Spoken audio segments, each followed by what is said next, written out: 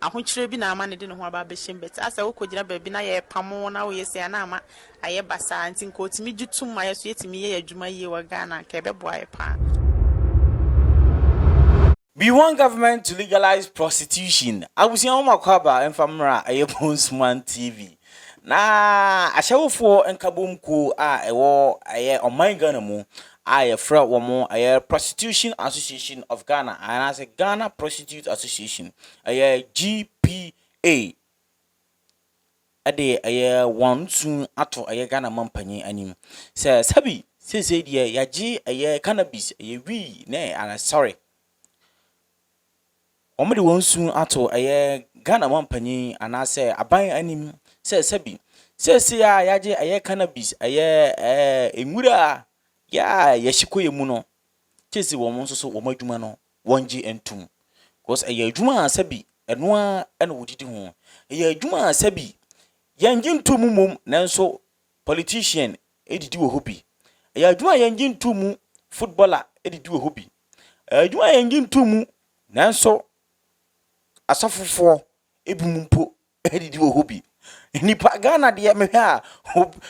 institution bia didi wo momase nti aye ahyawofo enkabomko a wo ehe omanga wo aye omanga ene aye ya twetwen komo na ensemwe ena omode to yanim se aban yesrew dwuma de etum na yenso yentimi enya adwuma na yensa enkoya no ko mutremu a ede aye nipa dodo a eba wom ho ebe fakọ no sa bangi tum na wore tax to mo so a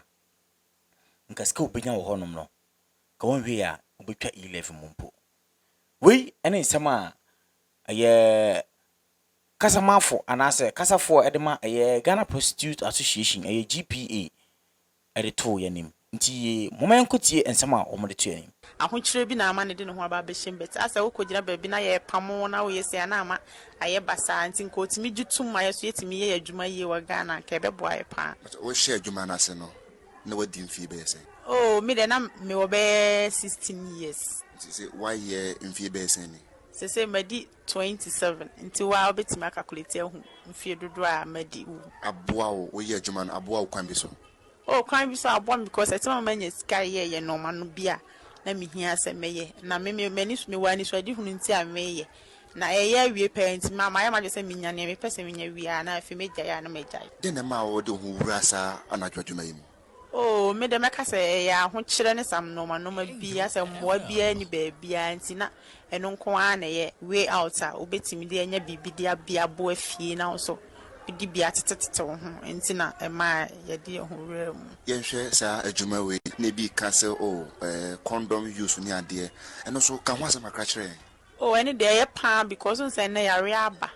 and most of times I have a brain him say or mo jinja kwan ho no mo na de yare aba beten so enti sa ya ye say adwuma na protect your ho pa nti condom use there ya de ho hia say me catch obi a or into that business and say on farm money ho ban say be a chena nko nko fa yare bi ama e meto na busuafo so the condom use there me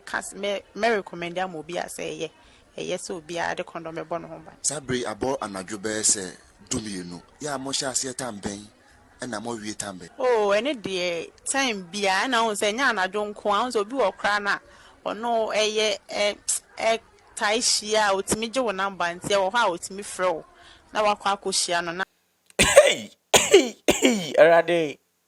we never ejema owura mu na ke say me say 16 years na wo ba adwuma na sa